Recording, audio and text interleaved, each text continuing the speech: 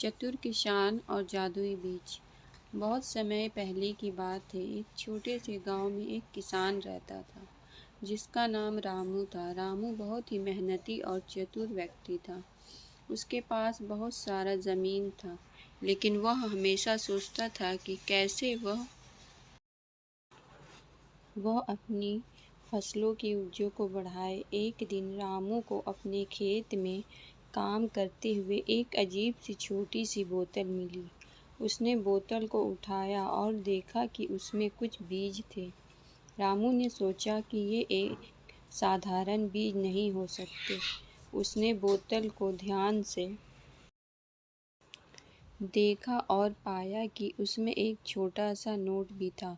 Note में लिखा था, ये जादुई बीज है, इन्हें सावधानी से बोना और देखना कि क्या होता है। ये पढ़कर रामू बहुत उत्साहित हुआ और उसने सोचा कि ये एक अद्भुत अवसर हो सकता है। रामू ने अपने खेत में उन जादुई बीज को बो दिया। उसने बीजों को अच्छी तरह से पानी दिया और उनकी देखभाल की। कुछ ही दिनों में बीजों से छोटे छोटे पौधे निकलने लगे। रामू ने इन पौधों की बहुत अच्छी देखभाल की और जल्द ही वे पौधे बड़े और हरे भरे हो गए। रामू की मेहनत और चतुराई ने उसे बहुत खुश किया। कुछ ही महीनों में रामू के खेत में अद्भुत फसलें उग आईं। ये फसलें बहुत ही बड़ी और सुंदर थीं और उन्होंने रामू के खेत को एक अद्भुत रूप दिया। गांव के लोग रामू के खेत को देखकर बहुत हैरान हुए और उन्होंने उसकी तारीफ की। रामू ने अपनी फसलों को बाजार में बेचा और बहुत सारा पैसा कमाया। रामू की ये सफलता गांव में चर्चा का विषय बन गई।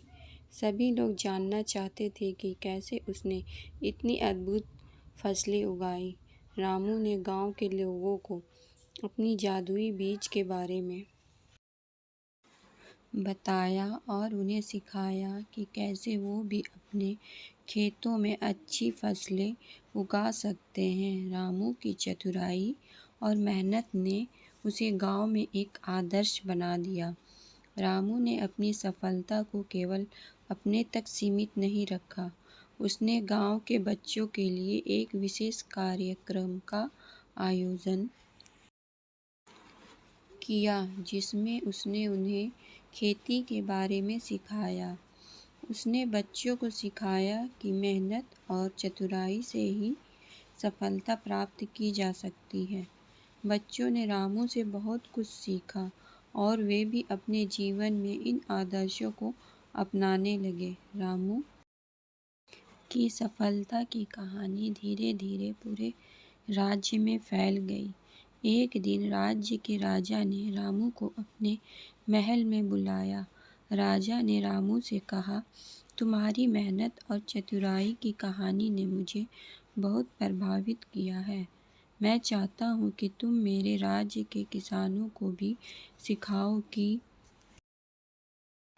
कैसे वो अपनी फसलों की उपज को बढ़ा सकते हैं। रामू ने राजा की बात मान ली और उसने राज्य के विभिन्न हिस्सों का दौरा करना शुरू किया। उसने किसानों को सिखाया कि कैसे वो अपनी फसलों की देखभाल कर सकते हैं और अपनी उपज को बढ़ा सकते हैं। राज्य के किसान रामू की बातों से बहुत प्रभावित हुए और उन्होंने भी अपने खेतों में नई तकनीकी को अपनाना शुरू कर दिया। रामू की इस यात्रा के दौरान उसने एक छोटे से गांव में एक किसान देखा जो बहुत ही दुखी लग रहा था। रामू ने किसान से पूछा, क्या हुआ, तुम इतने दुखी क्यों हो? किसान ने कहा, मेरा नाम मोहन है। मेरे खेत में फसलें अच्छी नहीं उग रही हैं और मैं बहुत परेशान हूँ।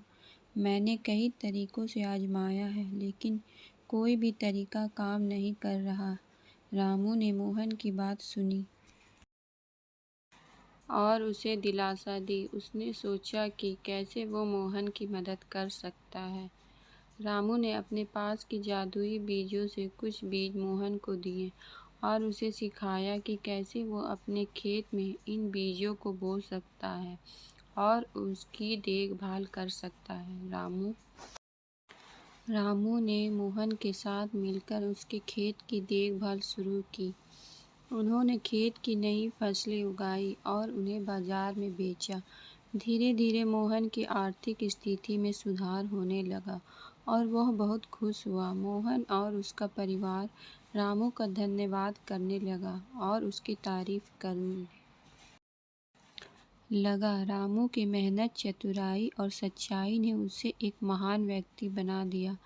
उसने अपने जीवन में कई चुनौतियों का सामना किया और उन्हें अपनी मेहनत और चतुराई के साथ सफलतापूर्वक पार किया। उसकी कहानी ने न केवल उसके गांव और राज्य के लोगों को प्रेरित किया, बल्कि पूरे देश में एक मिसाल कायम की।